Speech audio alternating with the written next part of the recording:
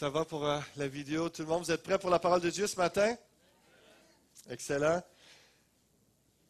Donc, le message que j'ai pour vous ce matin, c'est cette continuité sur la série Croissance, la croissance de l'Église, autant numérique que spirituelle. C'est le sens de la croix. Christ est venu mourir sur la croix, pas juste pour que nous restions tels que nous sommes, pas juste pour que l'Église reste telle que nous sommes, mais réellement pour qu'il y ait une croissance. Et je veux juste profiter à souhaiter la bienvenue aux centaines de gens qui nous suivent, qui écoutent les messages sur Internet. Et ce matin, vous avez entendu Gina, qui a passé par les eaux du baptême, qui disait qu'elle a donné sa vie au Seigneur par un clic sur Internet. Et j'espère que, alors qu'elle était désespérée, pensant s'enlever la vie, j'espère qu'il y a des gens qui vont écouter ces messages et ce matin qui sont ici, que vous pourrez être inspirés, encouragés par le message qui sera donné. Et merci en passant. Si on peut donner une main d'applaudissement à tous les caméramans, tous ceux qui nous aident au niveau de la technique.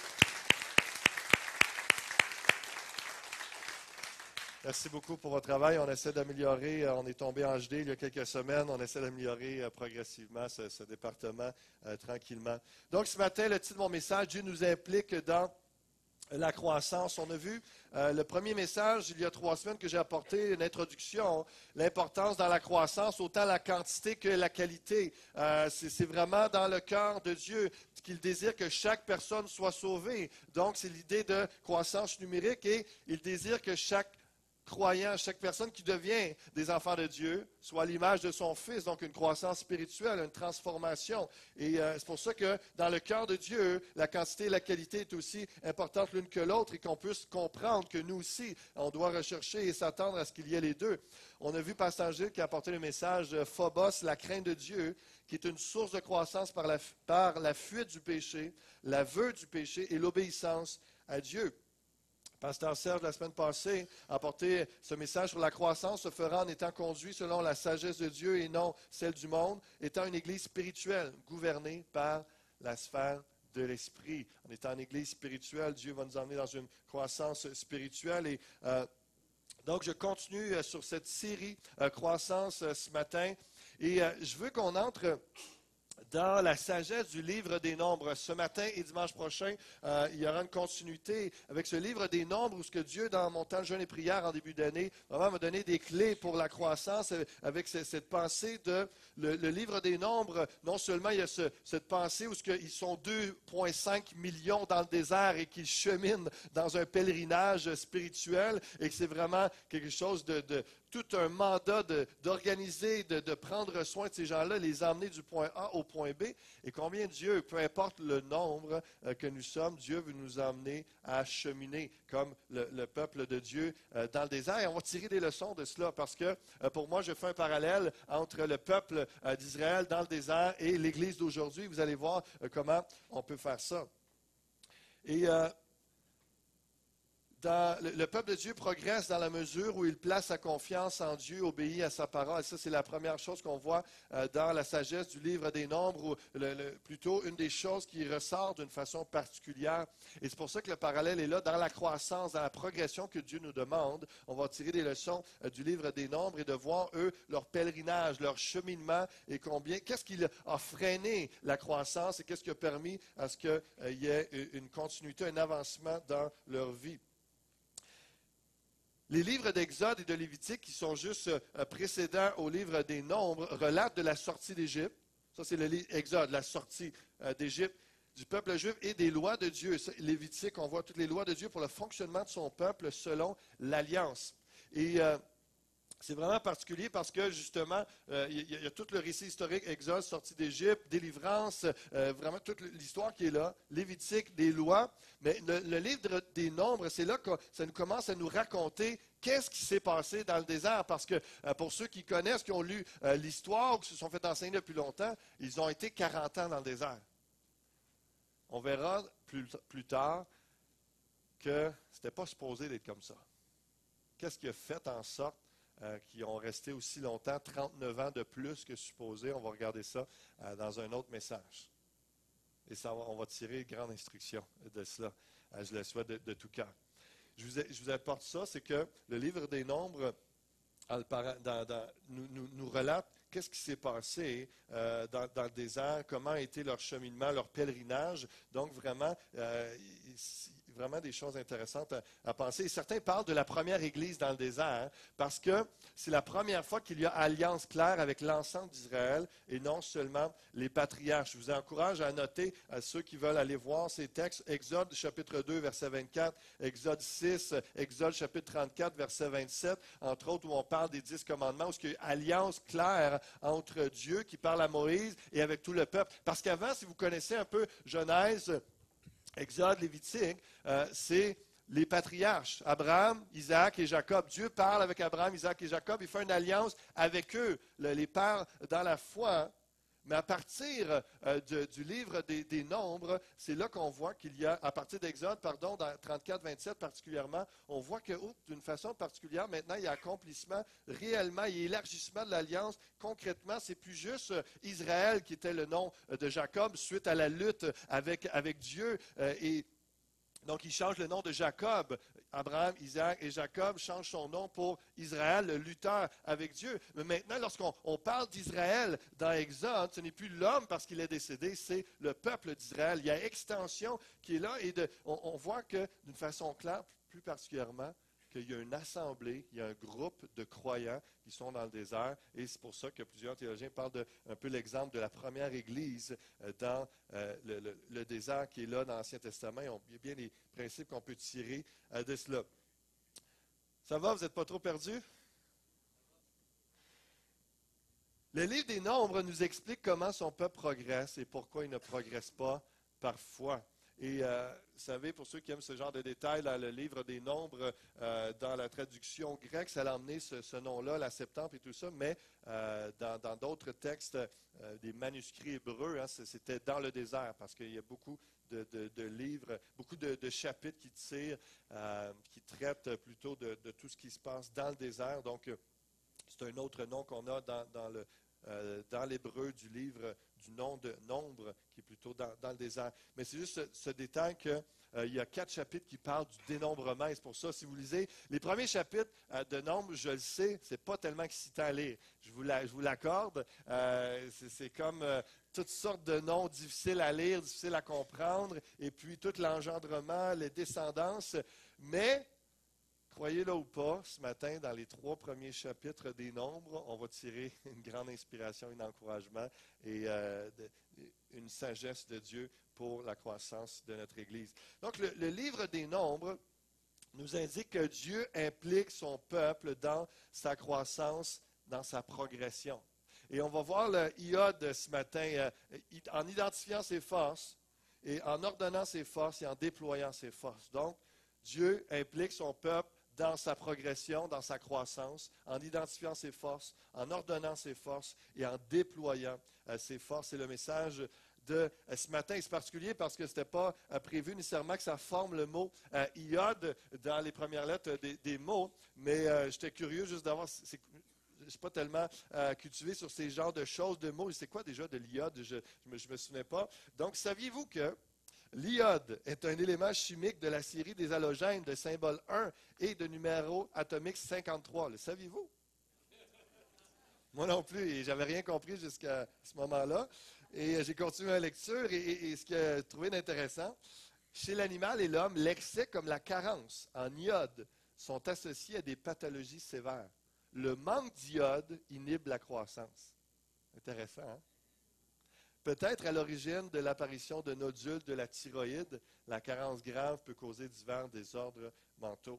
Et par rapport à la thyroïde, notre sœur Evelyne sait très bien, elle a eu des traitements à l'iode contre son cancer à la gorge. Et puis, donc, je pensais à elle lorsque je disais ça, mais de voir aussi dans le lien, rappelez-vous, iode, le message de ce matin, donc, identifier nos forces, ordonner et déployer, forme le mot iode, et sans ça, ça va nous manquer pour la croissance de l'Église. Ça va? Identifier nos forces ce matin rapidement. Nombre chapitre 1. Au verset 2, Dieu demande à Moïse de faire le dénombrement de son peuple. Et au verset 2, on voit le texte. Faites le dénombrement de toute l'assemblée des enfants d'Israël selon leur famille, selon les maisons de leurs pères, en comptant par tête les noms de tous les mâles, depuis l'âge de 20 ans et au-dessus de tous ceux d'Israël en état de porter les armes. Vous savez, il y a de quoi de très intéressant à tirer de ce petit passage-là. Vous savez, on a un frère Robert régulièrement, chaque matin, qui se promène et puis qui compte le nombre de personnes qui est là ce matin. Il va faire avec les enfants. Et vous savez, il y a une pertinence à faire ça. Parce que autant qu'eux avaient besoin de savoir c'est qui leur force, qui sont parmi leur rang, quel âge, quelles sont leurs forces, parce qu'il y a un combat. Et toute la dynamique, il y a une stratégie de guerre derrière ça, hein, derrière le dénombrement et de tenir des statistiques, des assistances. Et c'est vraiment important parce qu'on peut mieux cerner les besoins en sachant qui on est et combien on est selon les besoins, les groupes d'âge. Est-ce qu'on progresse? On a besoin d'une mesure. Sinon, on peut juste faire dire, ah oui, on est plus, ah oui, Dieu agit, mais on n'a pas des mesures concrètes. Si on veut faire un budget, on a besoin de savoir on est rendu combien, parce que selon le nombre, on sait à peu près combien on peut budgéter. Il y a toute une chose de logique, d'administration, de sagesse, de leader, que même Dieu avait inspiré à Moïse dans le désert pour la première Église. Donc, il n'y a rien de juste terre à terre, technique, et puis donc comme s'il n'y avait rien de spirituel là-dedans. Non, c'est une sagesse de leadership dans la croissance, d'identifier nos forces. Ça permet d'identifier qui nous sommes, ce que nous avons comme force dans nos rangs. Et ça nous rappelle aussi, en voyant ça, eux, ils ont dénombré plus de 600 000 hommes prêts à la guerre. Donc, c'est pour ça qu'ils calculent à peu près 2,5 millions avec les femmes et les enfants dans le désert. Imaginez, Dieu était au contrôle dans toute sa puissance, malgré son plan s'est accompli, malgré 2,5 millions. Donc, Dieu, peu importe la taille de notre Église et qu'elle prendra dans les prochaines années, Dieu va rester au contrôle, il va rester souverain et c'est lui qui va diriger, qui va guider cette Église. Est-ce que vous êtes d'accord avec moi ce matin? Dieu est au contrôle. Et on voit l'importance d'identifier. J'ai vu qu'il y a quelqu'un qui a mis une caméra sur un aigle à Dubaï et puis ils ont été dans le plus haut gratte-ciel, ils ont lâché l'aigle et puis ils ont filmé sa descente et c'est vraiment impressionnant de voir ce que l'aigle voit et comment il vole, il fait juste déployer ses ailes et puis laisse le vent le porter et puis il est vraiment tellement en pleine maîtrise. Et il tourne en rond, puis on se demande un peu, bon, il va faire quoi? Il est en train de scruter la ville de Dubaï. Et tout d'un coup, on voit sur terre, donc au sol, il y a un homme qui est là avec un drapeau rouge, puis son grand gant où qui veut laisser l'aigle atterrir, et puis il fait des gestes comme ça, mais il est perdu, il est comme un point ou un poids, là, une fourmi à terre par rapport à la hauteur que peut imaginer là, de l'aigle. Et mais l'aigle, vous savez que ses yeux perçants, comment il va? Là, il tourne pendant quelques secondes. Puis à un moment donné, il rapatrie un peu ses ailes comme ça. Il commence à descendre en flèche parce qu'il avait identifié sa cible. Il savait où il allait tout d'un coup parce qu'il cherchait, il ne savait pas quoi faire, il ne savait pas où aller, mais tout d'un coup, il a identifié sa cible et puis il a fixé son objectif. Il est descendu comme une flèche et puis il a rouvert ses ailes, tranquillement, il a ralenti et puis il est venu aller sur le bras de son maître.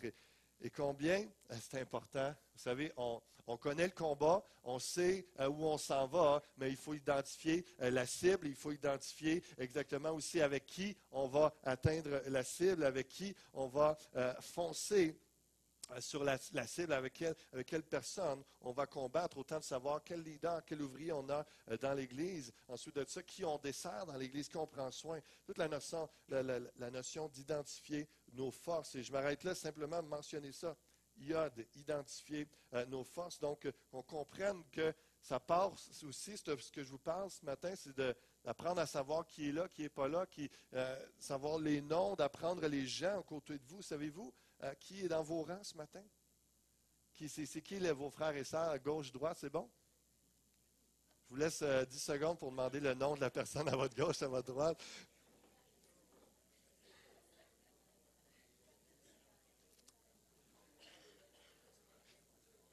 C'est un premier pas de base, d'apprendre à se connaître, de demander les noms et de s'identifier et de voir, d'apprendre qui est là.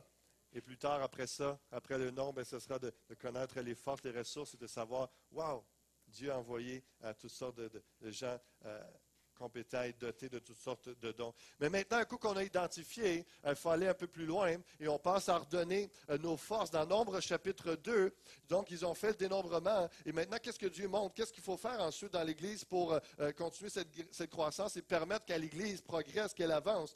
Nombre chapitre 2, verset 1, l'Éternel parla à Moïse et à Aaron, il dit, « Les enfants d'Israël camperont chacun près de sa bannière sous les enseignes de la maison de ses pères. Ils camperont vis-à-vis et tout autour de la tente d'assignation. À l'Orient, le camp de Juda avec sa bannière et ses corps d'armée. Là camperont le prince des fils de Juda, Nachan et fils d'Aminadab. » Et comprenez que l'ordre est une nécessité dans la croissance et pour la croissance. Et je prends le temps ce matin de vous expliquer comment nous réfléchissons bibliquement pour amener l'Église dans la croissance selon des principes bibliques et que je vais faire des parallèles avec le Nouveau Testament aussi dans quelques instants. Comment est-ce que, moi, ça m'a réellement inspiré. C'est quelque chose de puissant, qui est bon de saisir, de comprendre là. Mais imaginez, là, ils sont 2,5 millions, tous séparés par tribus. Et là, Dieu dit à Moïse, là, quand vous allez vous établir, les camps vont tous s'établir d'une façon structurée et vous savez qui est qui maintenant, vous avez identifié vos forces, maintenant vous allez vous ordonner et puis vous allez vous placer de telle façon. Je trouvais ça intéressant, je ne sais pas si vous aviez déjà noté ça, le camp de Juda avec sa bannière.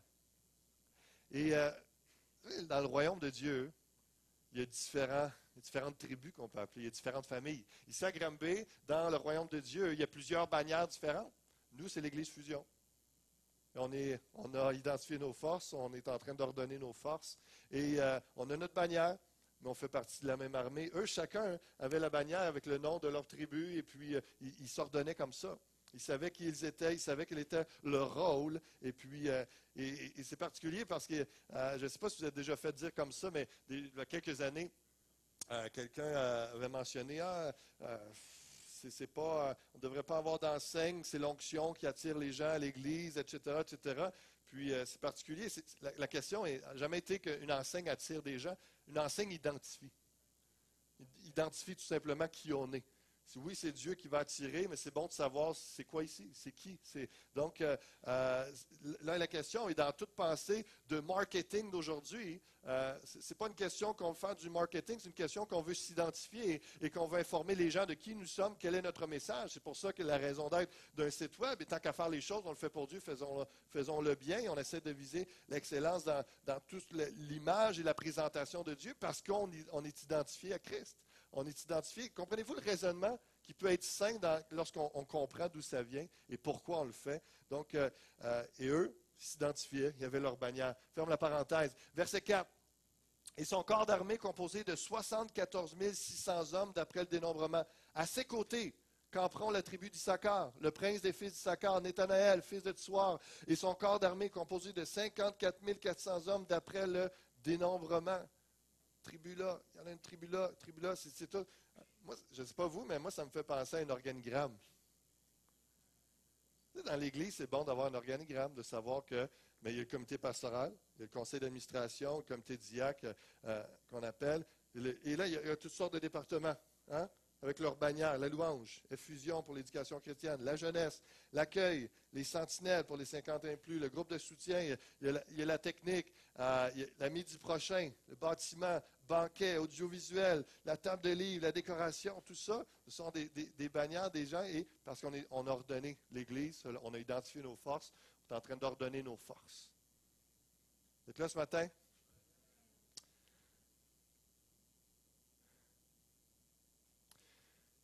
Quelques versets qui nous parlent dans le Nouveau Testament sur l'ordre, d'ordonner.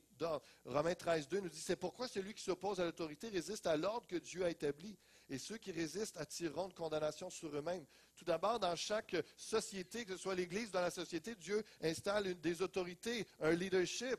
C'est l'ordre que Dieu établit. Il ne faut pas essayer de résister à ça. Autant dans votre travail, vous avez des patrons, ne résistez pas à ça. Dieu établit une ordre, une hiérarchie. C'est voulu comme ça, justement, pour que ça soit ordonné, que les choses se fassent comme il faut. Dans l'Église, c'est la même chose. Comprenez qui ils sont et quels sont le rôle de l'autorité. Ça nous dit, Corinthiens 14, 40, que tout se fasse avec bienséance, avec ordre. Donc, l'idée, dans tout ce qu'on fait, il faut penser à la bienséance et à l'ordre. C'est le principe même du cœur de Dieu, que ce soit pour les dons spirituels comme pour n'importe quelle autre œuvre ou activité dans l'Église. On voit dans Tite, chapitre 1, verset 5, « Je t'ai laissé en Crète afin que tu mettes en ordre ce qui reste à régler et que selon mes instructions, tu établisses des anciens dans chaque ville. » L'ordre dont il est question est d'ordonner le peuple de Dieu avec des gens en autorité, des anciens, des responsables. Et c'est pour ça que je vous dis, les campements, tout ça, moi, ça me fait penser en tant que leader, wow, organigramme, l'importance d'ordonner. Je vous explique ça pour que vous compreniez pourquoi on fait les choses. Pourquoi il y a cette structure-là? Parce qu'il y a du nombre, et lorsqu'il y a du nombre, on a besoin de s'organiser et de reconnaître qui on a et de les placer au bon endroit. Et maintenant, plusieurs d'entre vous, vous êtes des bénévoles, vous avez des dons et des forces, et vous allez être déployés selon ce qui est ordonné dans l'Église, selon les ouvriers que Dieu a mandatés, selon leur talent, leur force, leur appel, l'onction qui sont sur eux. Donc, c'est là que vous rentrez en ligne de compte. J'aime bien l'acte 6, l'institution des diacres. Je ne sais pas si vous avez déjà médité là-dessus. On voit là où ce que ordonner nos forces et déployer nos forces. Déjà, il y a cette pensée des deux ensemble. Ça nous dit, en ce temps-là, le nombre des disciples augmentant, les Hellénistes murmurèrent contre les Hébreux parce que leurs veuves étaient négligées dans la distribution qui se faisait chaque jour. Quelque temps après la Pentecôte, où l'Église passe de 120 à 3120, une conversion, boum, une explosion de croissance dans l'Église, plusieurs âmes sauvées. Et là, il y avait le petit train-train quotidien où on prenait soin des veuves et on était habitué, il y avait toujours le même nombre. Ça prenait toujours 4 pains, 2 poissons, puis on séparait ça, la gang. Puis les familles hébreux qui étaient rendues messianiques, qui croyaient en Jésus-Christ, reconnaissant le Messie, il y avait toute leur gang. Mais là, tout d'un coup, plein d'hellénistes. Ça, c'est des Grecs, des gens qui croient en Dieu, mais qui parlent le grec, qui ne sont pas des Hébreux d'origine. Et là, les autres s'ajoutent à l'Église. Mais là, le discours, c'est sûrement pas fait, ou la nouvelle, c'est sûrement pas fait que maintenant, on commence à desservir aussi les femmes grecques ou les veuves qui sont dans le besoin. Mais là, ça ne prend pas juste 4 pains, 2 poissons. Ça prend plus que ça. Et là, les offrandes sont plus grandes aussi. Et là, et vous comprenez que là, à un moment donné, le nombre des disciples augmentant, donc il y a une croissance dans l'Église. Là, les Hellénistes murmurant contre les Hébreux parce que leurs veuves étaient négligées dans la distribution qui se faisait chaque jour. Bien, il en manquait pour eux, bien, il n'avaient pas pensé à eux, etc. Solution, qu'est-ce que l'apôtre Pierre et les apôtres ont comme inspiration? Bien là, il faut identifier, ordonner et déployer des gens. L'institution des diacres, on a entre autres Étienne, qui ont plein de foi et d'Esprit Saint, avec des critères précis. Ils choisissent 7 hommes qui deviennent des diacres, qui dans le grec veut dire des serviteurs, des gens qui vont servir à la distribution de la nourriture, qui prennent soin de l'argent, des offrandes qui sont ramassées. Ils vont, c'est un conseil d'administration d'aujourd'hui. Et puis, comité diacre qui se forme, et là, ils établissent tout ça, bon, on a telle sorte de budget, il y a tant de monde à desservir, et puis maintenant, toi, le lundi, tu vas t'occuper d'eux autres, le mardi, etc., toute l'organisation, parce que l'apôtre Pierre dit, on ne peut pas délaisser la prière et l'enseignement pour commencer à servir aux tables. Ordonner, déployer des forces. C'est intéressant de voir comment ça prend place. Pourquoi il y a tout ça? C'est à cause du Saint-Esprit, c'est de sa faute. C'est la faute du Saint-Esprit. Il s'est déversé. Puis là, il y a plein de gens touchés. Là, ça l'arrive de tout bord, de tous côtés. Les gens sont touchés, sont sauvés, mais là, il y a des besoins. On reste humain, on a besoin encore de manger. Ces réalités-là, l'Église grandit, là, les besoins grandissent, besoin de plus de sous, plus d'ouvriers, etc. Et la logique est là. Donc, la croissance amène la nécessité de s'organiser davantage. Rappelons-nous que ce sont de bonnes nouvelles, parce qu'il y a des gens qui s'ajoutent à l'Église. Déployer nos forces. Troisième et dernier point ce matin dans Nombres chapitre 3. Est-ce que vous me croyez qu'on peut trouver quelque chose d'intéressant dans les 3 premiers chapitres des Nombres, même si ça peut être ardu et sec comme lecture? Je vous défie d'y relire cette semaine, mais avec la pensée de la révélation, l'illumination que je vous apporte dans l'application à l'Église d'aujourd'hui et de comprendre que ça a vraiment du sens. Nombres chapitre 3, verset 25. Les Gershonites, il y en a-tu qui s'appellent comme ça? Les Gershonites s'occupaient des parties suivantes de la tente de la rencontre. À la tente de la rencontre, l'endroit où il y avait l'arche de l'Alliance, plein de mobilier sacré où Dieu se révélait, parlait, et il y avait la gloire, la nuée était là, quelque chose de spécial. C'est pour ça qu'ils appelaient ça la tente de la rencontre. Dieu venait rencontrer le souverain sacrificateur et Moïse, la tente intérieure, la tente extérieure, la couverture protectrice, le rideau d'entrée de la tente, ils étaient responsables de l'entretien de ces éléments. Un peu plus loin, verset 31, ça nous dit les Kéatites, donc une autre tribu, un autre groupe, s'occupaient du coffre sacré, de la table, du porte-lampe, des autels, des ustensiles utilisés dans le sanctuaire et du rideau intérieur de la demeure. Ils étaient responsables de l'entretien de ces éléments. Qu'est-ce qu'on parle?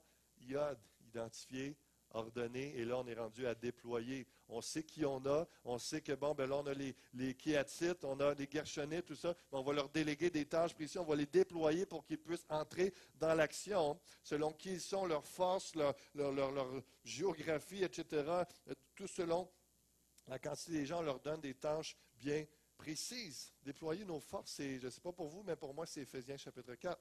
Verset 11, il a donné les uns comme apôtres, les autres comme prophètes, les autres comme évangélistes, les autres comme pasteurs et docteurs, pour le perfectionnement des saints en vue de l'œuvre du ministère de l'éducation du corps de Christ, jusqu'à ce que nous soyons tous parvenus à l'unité de la foi et de la connaissance du Fils de Dieu, à l'état d'homme fait, à la mesure de la stature parfaite de Christ, afin que nous ne soyons plus des enfants flottants, emportés à tout vent de doctrine, par la tromperie des hommes, par leur ruse dans les moyens de séduction. Écoutez bien ceci. Mais que, professant la vérité dans la charité, nous croissions à tous égards, donc l'ordre, les autorités, puis ensuite de ça, comprenez bien, on entre dans le corps, tout le monde, chaque membre. Tout ça, il y a une raison pour la croissance. Nous croissions à tous égards en celui qui est le chef, Christ. C'est de lui et grâce à tous les liens de son assistance, donc commencez à être impliqué, là, que tout le corps, bien coordonné, formant un solide assemblage, tire quoi? Son accroissement selon la force qui convient à chacune de ses parties. Ça, c'est vous. Il y a le corps, c'est l'Église. La tête, c'est Jésus-Christ. Il y a les membres, c'est vous. Et nous, s'édifie lui-même dans la charité. Autrement dit, ce texte nous dit que l'Église a besoin de toi.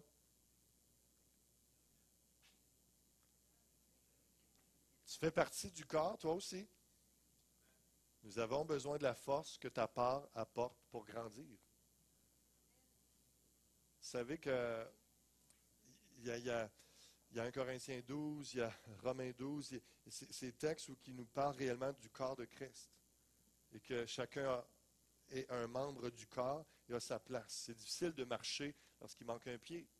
C'est difficile d'être efficace et de servir lorsqu'il manque une main.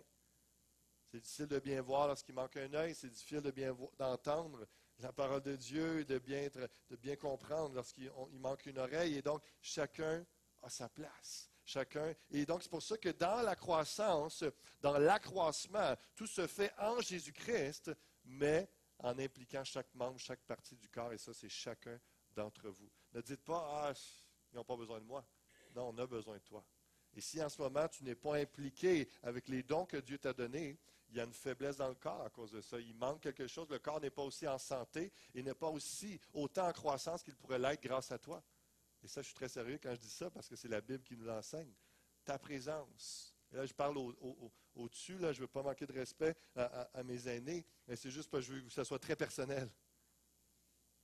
Ta présence est nécessaire dans l'Église. Ta participation, qu'elle soit physique, spirituelle, financière, qu'elle soit manuelle, de toutes sortes de façons, elle est nécessaire. Tu fais partie du corps, toi aussi, nous avons besoin de la force que ta part apporte pour grandir. Et c'est important de comprendre, hein, parce que celui qui se dit, ils n'ont pas besoin de moi, hein, c'est pas vrai. Hein? Et comprenez que si tu as un œil, on a besoin de toi comme un œil. Si tu as une main, on a besoin de toi comme une main et non un pied. Et par combien de gens aimeraient être autre chose qu'ils sont et ne sont pas bien, ne sont pas heureux et ne s'épanouissent pas parce qu'ils essaient d'être autre chose qu'ils sont. Ou en tentant parce qu'il y a un tel besoin et qu'ils voudraient combler ce besoin-là, mais si tu n'es pas un pied, va pas là où il y a un besoin d'un pied.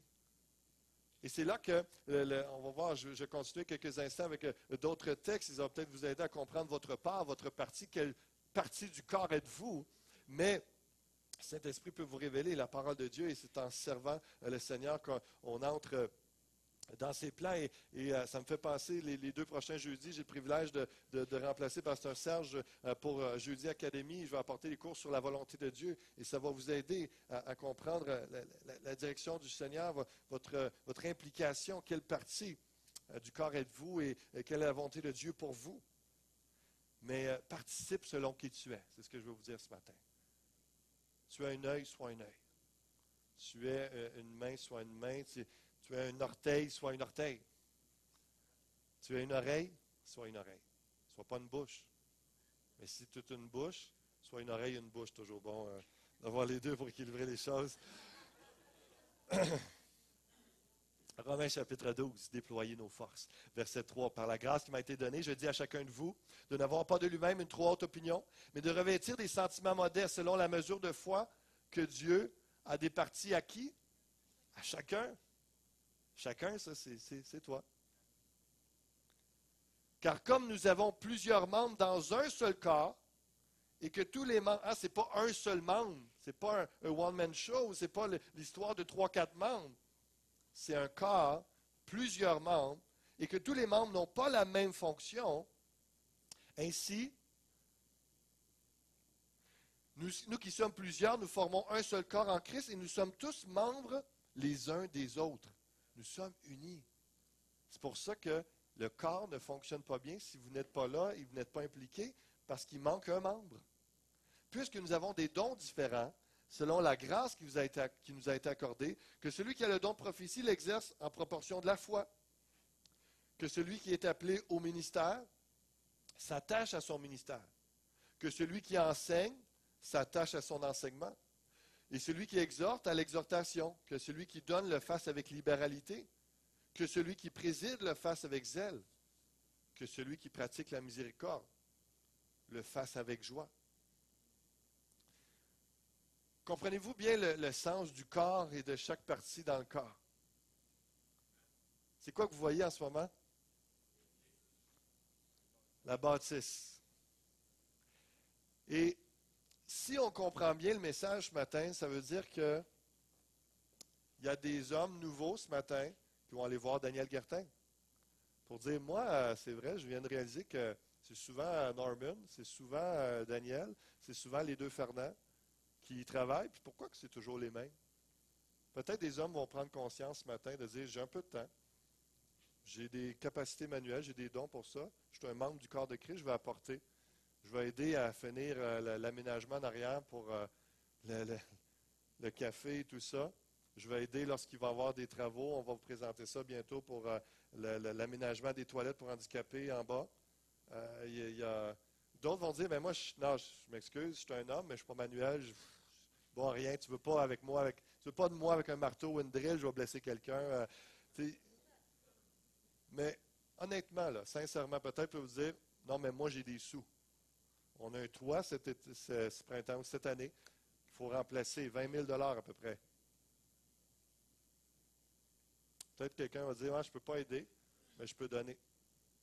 On a besoin de vous, sincèrement, sérieusement. Et ça fait partie de, si tu as un don de libéralité, mais donne. Que celui qui exhorte à l'exhortation, que celui qui donne le fasse avec libéralité, avec générosité, que celui qui préside le fasse avec zèle, que celui qui pratique la miséricorde le fasse avec joie.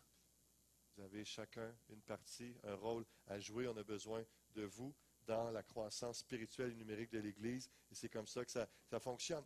L'un des deux passages du Nouveau Testament, donc Romains 12, c'est un des deux passages du Nouveau Testament avec 1 Corinthiens 12, qui énumère les catégories générales de dons spirituels.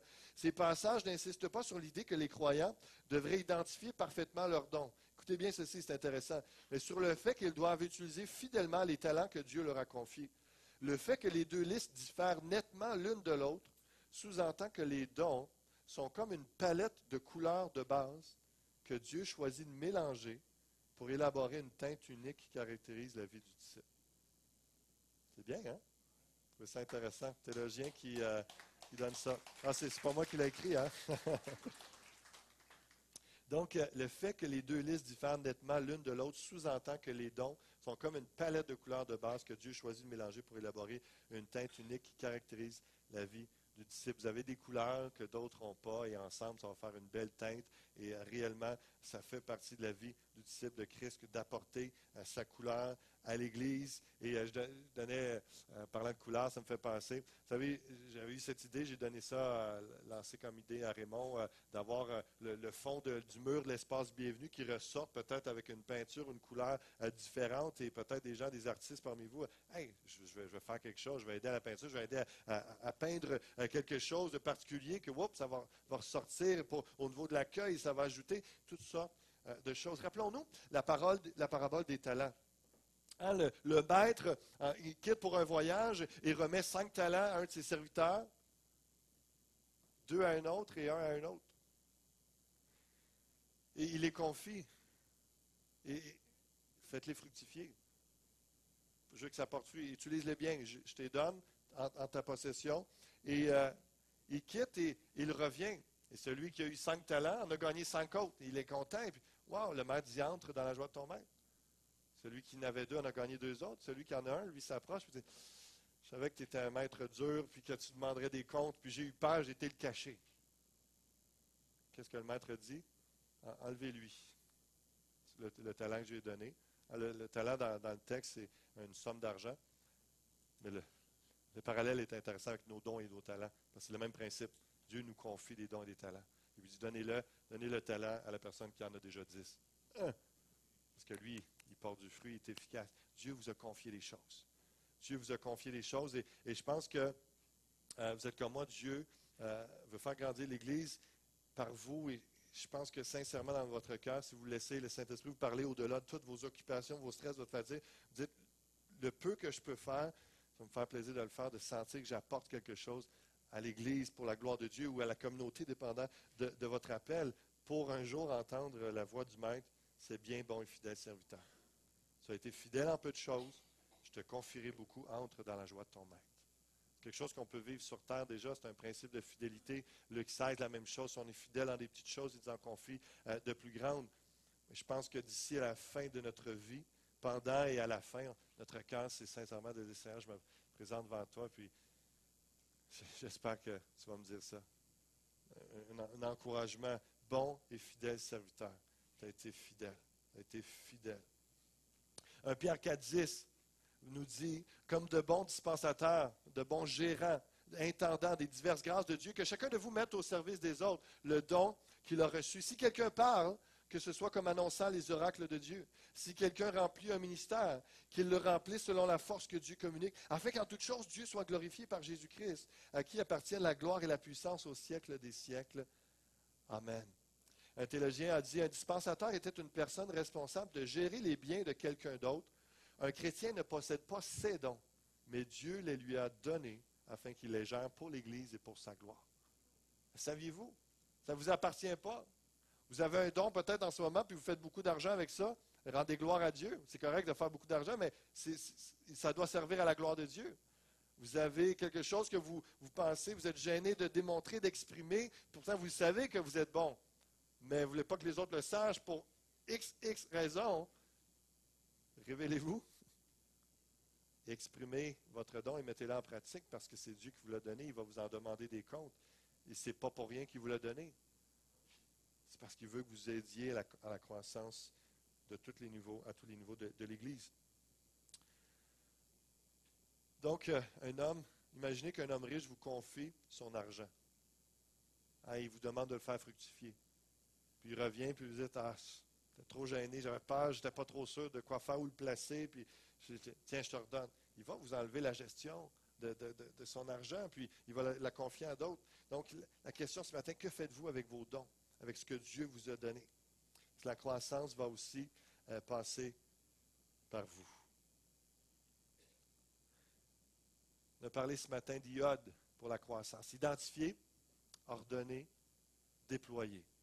Et c'est un processus qu'en tant que pasteur et leader visionnaire de cette Église, toujours en train de regarder avec les autres leaders, identifier nos forces, ordonner nos forces et déployer, faire en sorte que s'il y a des gens nouveaux qui arrivent ou des gens qu'on apprend à découvrir, maintenant, où on peut mettre cette personne-là pour bien l'encadrer, pour qu'elle porte du fruit, qu'elle soit épanouie, heureuse et qu'elle soit une bénédiction pour l'Assemblée ou les gens à l'extérieur de cette Église. Et l'application, au-delà j'en ai fait une application particulièrement pour l'Église, mais comprenez que ce principe-là, dans la parole de Dieu, iode, pour votre foyer, votre travail, votre équipe sportive, si vous êtes entraîneur, ou c'est là. Hein, j'aime bien les sports. Et puis, il faut que tu identifies qui sont tes attaquants, qui sont tes défenseurs. Et puis, qu'est-ce que tu vas faire? Et puis, tu les ordonnes, tu les places. Bon, mais toi, tu vas faire ça, toi, tu vas faire ça. Puis, tu les déploies. Maintenant, voici dans l'action. Tu es bon dans telle affaire. Donc, à l'attaque, tu vas faire ça, ça, ça. Mais dans la famille, le foyer, c'est la même chose. Il y a quelques semaines, mon épouse a découvert une liste d'un organisme qui a fait une liste de tout ce que les enfants étaient capables de faire selon leur groupe d'âge. Et la liste est très longue. À partir de 5 ans, c'est assez étonnant ce que les enfants sont capables de faire, mais que les parents n'identifient pas souvent, n'ordonnent pas et ne déploient pas leurs enfants. Donc, des fois, ils gardent une certaine immaturité. Je ne parle pas d'esclavage là, ce matin. Je parle de simplement identifier, ordonner, déployer. Il y a bien des choses. Non, mais je ne sais pas vous, mais moi, quand mes enfants ils font la vaisselle, il me semble que ça fait du bien. Hein, c'est comme un gros accomplissement que c'est fait. Il y a plein de petites tâches dans votre foyer. Je fais juste une parenthèse d'application du principe de la parole de Dieu, comment c'est pertinent dans tous les domaines. Et dans une équipe de travail, mais à la maison, vous pouvez identifier les forces de vos enfants et puis les ordonner, pas leur ordonner, de dire tu fais ça, c'est pas ça que ça veut dire, mais tu peux quand même donner un ordre, là. Vous êtes parent. Mais l'idée du mot ordonner, c'est de créer un ordre avec ça, des placer au bon endroit et selon ce qu'il est capable de faire, et lui montrer, lui encourager à le déployer, à aller dans l'action. Je termine avec cette pensée, puis je vais aller en prière avec vous. Je reviens avec le 1 Pierre 4, verset 11. Si quelqu'un remplit un ministère, un service, quoi que vous fassiez, que ce soit l'accueil, que ce soit à l'extérieur, dans le stationnement, passer les paniers d'offrandes, la louange avec les enfants en bas, dans la communauté, l'ami du prochain, toute autre œuvre, vous prenez soin des démunis. C'est un ministère, c'est un service, l'administration, quoi que ce soit, c'est un ministère, c'est un service que vous rendez à Dieu, pour l'Église, pour les gens, et qu'il le remplisse. Si quelqu'un remplit un ministère, qu'il le remplisse selon la force que Dieu communique, afin qu'en toute chose, Dieu soit glorifié par Jésus-Christ. Dieu nous donne une force pour aller avec les dons qu'il nous a donnés dans l'œuvre. Un autre terme pour ça, c'est la grâce de Dieu qui nous environne. C'est une grâce qu'on a particulièrement. Il donne un don et c'est une grâce et avec ça vient une puissance, une capacité. Lorsqu'on opère là-dedans, dans la force que Dieu nous a donnée, la force se renouvelle. On peut être fatigué parfois, tout ça, mais généralement, on est béni, il y a une allégresse, il y a une paix, on est bien parce qu'on est là où Dieu nous veut, avec la force qu'il nous a donnée. On ne se sent pas continuellement sur le bord du burn-out, sur le bord de l'épuisement, de la dépression, de découragement, ah, ça ne marche pas, etc., et de toujours se remettre en question parce que nous y allons selon la force que Dieu communique. Je vous dis ça parce que combien d'enfants de Dieu servent un temps comme des fous, selon leur propre force, s'épuisent et arrêtent pendant 6 mois, parce qu'ils ont trop donné, ils sont épuisés, etc. Dieu vous donne une grâce, ou parce qu'ils ont été avec leur propre force et dans un champ qui n'était pas le leur, dans un cercle de travail, de ministère qui n'était pas le leur, en essayant d'opérer selon des dons qu'ils n'ont pas. Il faut avoir de l'humilité, il faut avoir de la reconnaissance. Et simplement, ce matin, on va terminer en prière avec le Seigneur. Tu m'as donné une force, tu m'as donné des grâces, des dons particuliers. Et aide-moi à opérer dans ces dons, dans cette grâce-là, et que tu renouvelles cette force-là. Et que j'y aille selon ce que tu m'as donné, et que je n'aille pas en dehors des limites que tu m'as données, afin que je puisse, semaine après semaine, être efficace, être un ouvrier aguerri et portant du fruit qui amène la part que je dois amener à l'Église pour ta gloire.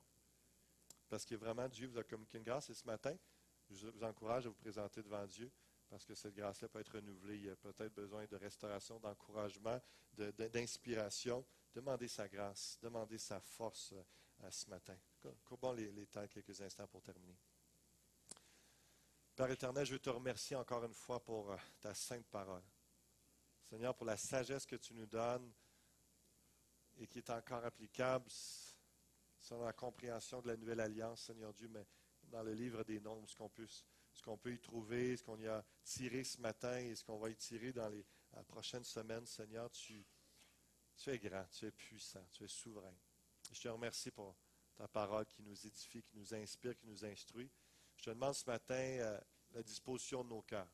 Tu vois chacun de tes enfants et on a mis l'enfant sur le chacun ce matin parce que c'est ce que ta parole nous disait. Dans le corps, il y a plusieurs membres, chacun a sa place, chacune des parties est impliquée dans la croissance de l'Église. Et Seigneur, que chacun puisse recevoir de toi la grâce, la force, le courage dont ils ont besoin, l'amour, les l'onction pour ce que tu leur donnes, que le Saint-Esprit les aide à accomplir l'œuvre à laquelle tu les appelles, Seigneur, et qu'il y ait obéissance dans nos cœurs. Je te prie sincèrement, Seigneur Dieu, pour moi le premier, comme pour chacun de mes frères et sœurs, qu'il y ait une crainte de Dieu dans nos cœurs, qu'il y ait de l'obéissance, qu'il y ait un désir de servir l'autre, de te servir et d'investir selon nos dons et nos talents, avec la force que tu nous donnes. Peut-être que la force en ce moment est plus grande qu'avant, peut-être qu'elle est moins grande et elle sera plus grande, tu vas ajouter plus tard. Mais Seigneur, dans ta sagesse, de ce que ta parole, tu nous enseignes ce matin, de nous, de faire le ministère dans notre Église comme dans notre foyer, Seigneur Dieu, avec la force que tu nous as communiquée. Pas au-delà, ni en deçà, Seigneur. Viens par ton esprit renouveler mes frères et sœurs. Viens les fortifier dans leur corps, dans leur cœur. Viens leur donner un zèle pour le service. Viens donner une joie à servir. Ne regardant pas les heures investies ou l'argent donné, Seigneur, mais vraiment le fruit, le résultat et surtout simplement le privilège de pouvoir participer à la croissance de l'Église. Bénis ton peuple, Seigneur Dieu. Guide-nous dans cette croissance. Amène-nous plus loin. Comme, Seigneur Dieu, finalement, le peuple d'Israël a entré en Canaan, entré en terre promise, entré dans leur destinée, Seigneur Dieu. Je prie pour l'Église Fusion, qu'on puisse pèleriner, qu'on puisse cheminer dans la foi, qu'on puisse progresser, croître continuellement et entrer dans ce que tu as pour nous pleinement. Devenir cette Église que tu veux que nous soyons. Nous nous remettons entre tes mains, nous te remercions pour ta grâce et ce que tu fais en nous et au travers de nous, pour la gloire du nom de Jésus-Christ. Et tous ceux qui sont d'accord peuvent dire Amen et Amen et Amen. On se retrouve dimanche prochain. Que Dieu vous bénisse abondamment.